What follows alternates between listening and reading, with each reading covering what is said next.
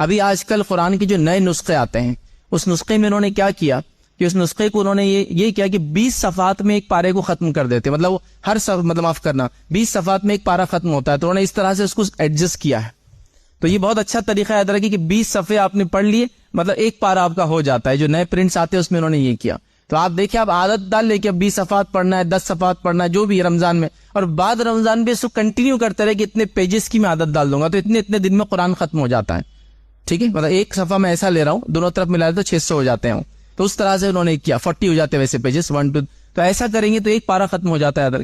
تو لہٰذا آپ قرآن لے لیں، بہت آسانی سے آپ اس کو ڈیلی روٹین بنا سکتے کہ اتنے پیجز پڑھ لوں گا تو اتنے دن میں ایک پارا اب آسانی سے ختم ہو جائیں گا. ٹھیک ہے، تو لہٰذا اس کا اہتمام کریں. رمضان میں کوشش کریں کہ قرآن ختم ہو، چاہے آپ اس کو نماز کی شکل میں کریں، چاہے آپ اس کو تلاوت کی شکل میں کریں، کوشش کریں کہ قرآن کو ہم ختم کریں.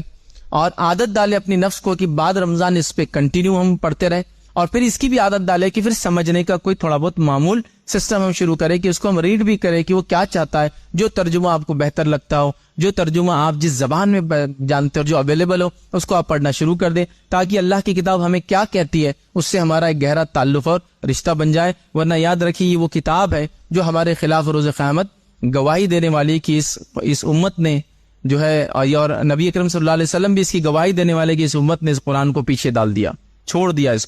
تو لہٰذا ہم اس کو تھامنے والے بن جائیں. اور جب ہم اس کو تھام لیں گے یاد رکھیں تو پھر ہم کو دنیا میں کسی کو منانے کی ضرورت نہیں ہوگی.